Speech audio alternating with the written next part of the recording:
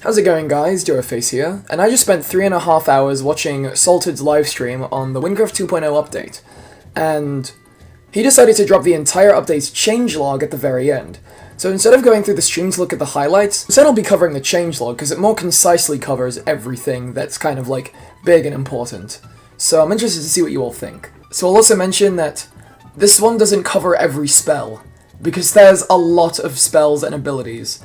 If I was to go over all those, it would take a long time, so a bunch of them are on the VOD. You can kind of skip through. He kind of like goes in like a certain order through the classes, Salted does. So I'd recommend checking out that VOD if you'd like to see a lot of the spells in action. But let's go through the rest of the changelog. So, as we know, 2.0 introduces the ability tree. Each class has a collection of about 70 unique upgrades connected into a single tree, so around 350 unique upgrades total. Abilities are displayed through the multiple colored tiles, white, yellow, pink, and red. White abilities tend to be minor upgrades, while reds are very strong and define the archetype.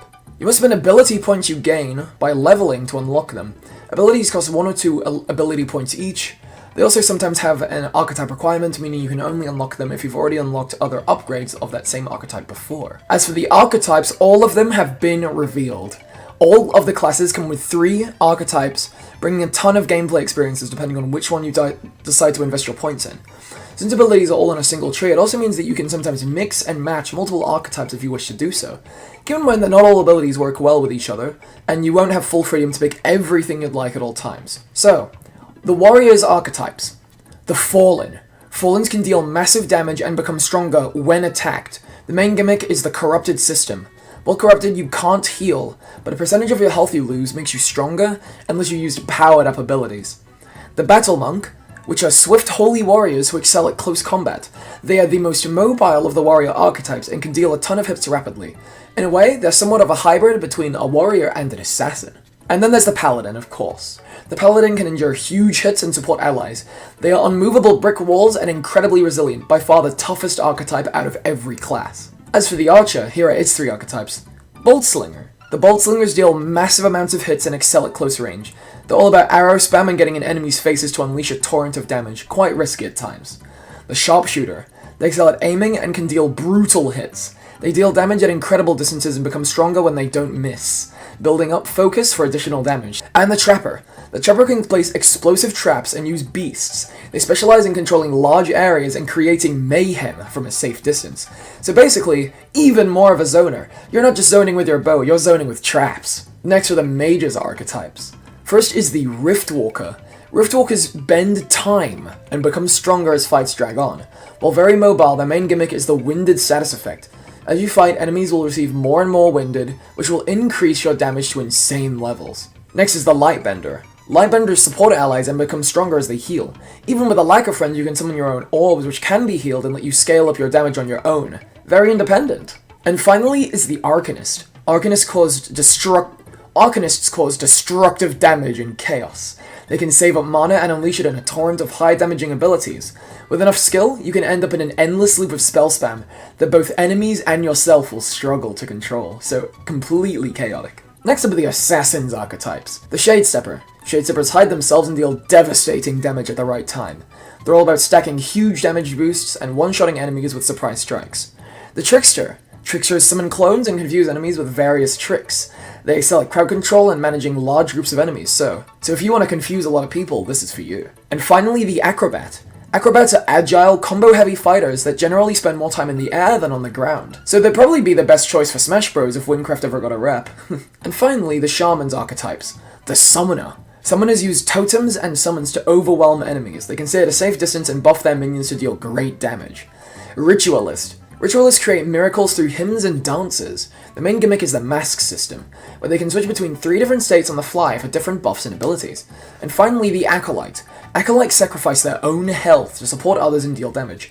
You gotta build up a blood pool and use it to enhance your abilities, healing you and your allies while dealing more damage to enemies. I've seen some of its spells, it looks really interesting. There's also a ton of changes to the existing spells that we all know and love. Warrior's War Scream will now pull enemies toward you instead of pushing them, which forces them into your range after you buff yourself, which I think is pretty good. Uppercut's vertical velocity has been greatly reduced, so it'll be a bit more comboable now. They won't be shot out of combo range. And Charge will not send you vertically before launching you horizontally anymore. You'll see better when you try it, apparently. Archer's first spell is now Arrow Bomb. The Arrow Bomb's explosion will deal some self-damage if you're in its radius. Arrow Storm now has Recoil and Spread. Other abilities will reduce this effect or nullify it. Escape will not slow down your fall anymore, and Escape can now be cast mid-air, but you must land to be able to cast it again. The Mage! Its first spell is now Meteor. Heal is not instant anymore and takes about a second to do its full heal amount, and Teleport now has much more leeway and will rarely prevent you from teleporting during normal gameplay. Assassin! Its Vanish spell has been replaced with Dash. You can unlock the Vanish upgrade later in your tree. Dash functions the same way Vanish did before, but without the invisibility, so if you want to keep vanishing, you may be forced into a certain tree. Dash's vertical momentum can only be cast once, and you must touch the ground to reset it. It must be used on a flat cooldown. And Vanish also has a cooldown. So, all the changes for Assassin were Vanish related. Of course they were. And finally, Shaman. Aura's area of effect is now a sphere instead of a circle. So now it's much easier to hit enemies that are above or under your totem. Uproot will now push mobs away by default instead of pulling. You can hold shift to pull instead, so they've been swapped. Uproot will now knock back mobs even if you don't hit them directly, so that's pretty good. And Aura's enclosure upgrade has been removed. So, the little cage that's made in the center of the aura is gone. Honestly, not that big of a nerf. Both the shockwaves will often connect anyway. And there are a few combat things here. The major combat changes are Mana Steal and Lifesteal are not random anymore, so they're consistent. Warrior's base resistance has been lowered to Assassin. Mobs will now knock back you, and they'll avoid getting into your face when attacking. Mobs will jump around randomly less often, and the compass menu damage calculation will now show accurate values, and fixed a bug where multiple spells had a square-shaped area of effect instead of a circle. Alongside this, a few skill points have been drastically changed. Intelligence will not reduce spell costs anymore. It will increase your max mana and increase your base mana regen. In a way, this is a nerf to Int. However, with the add-on of new abilities that will charge your mana or use your mana for various new things, the nerf may not end up being as dramatic as it originally appears. Defense scaling has been reduced, the cap went from roughly 80% to 70%, and agility will not fully nullify damage when triggered anymore. Instead, it will deal 10% of the damage to you and deal no knockback. So unless the abilities balance it out, my build is kinda screwed. However, it also notes here that the defense and agility changes were implemented to account for greater survivability that certain abilities give, and to improve balancing, so fingers crossed that my ability is better rather than worse from this. There are some other combat changes here, some miscellaneous ones.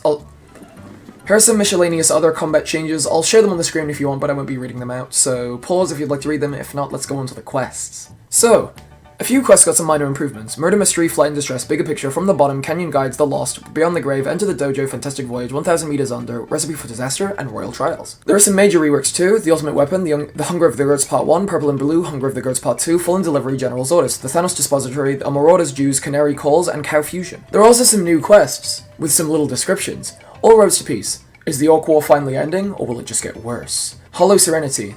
A horror story surrounding the Kanda Forest Manor and its inhabitants. Alderae's Secret Part 2. The elves of Alderae have remained immortal for as long as time can tell, but why is that?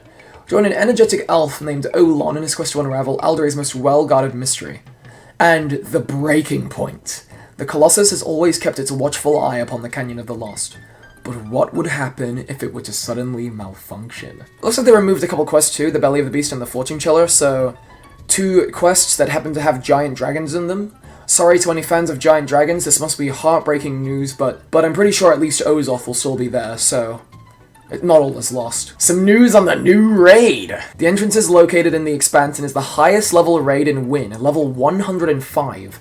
A party of 4 jumps into a monstrous void hole that takes them somewhere unlike anywhere in Wynn. A twisted archipelago of blue jungle islands in the middle of an endless grey ocean. Your goal is only to escape and hopefully bring down whatever otherworldly creatures generating all these holes.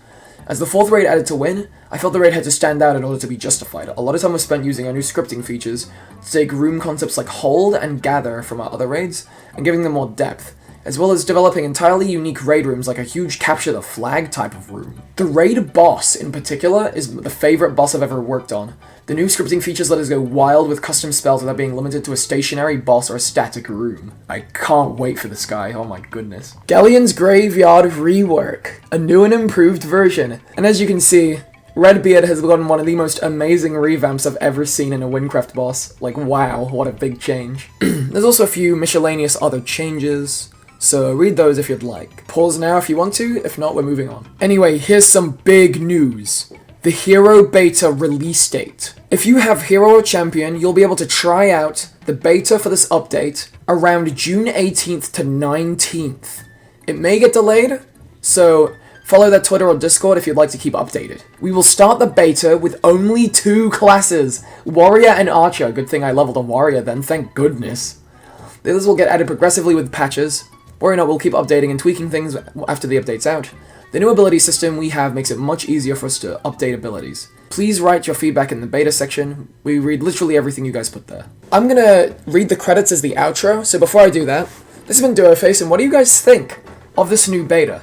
Because all this new stuff is getting added, a lot of new spells have been shown, and even though at first only Warriors and Archers will get the updates in the beta's coming out in a week. So, we're gonna see the new raid and all of this new ability tree stuff in just a week's time, and I'm so excited to showcase that on the channel, and eventually have that in the full game, and all the new quests too. Like, man, this is such a huge update.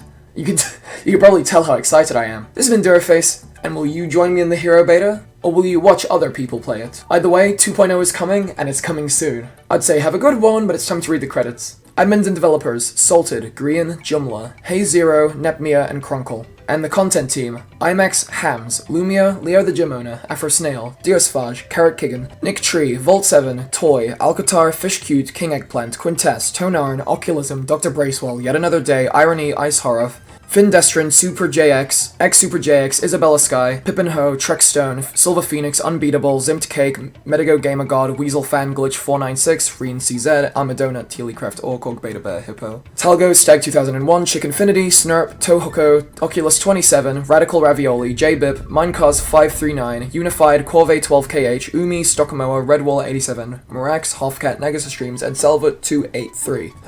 This has been Duoface, and I'll see you guys in the next video. Have a good one!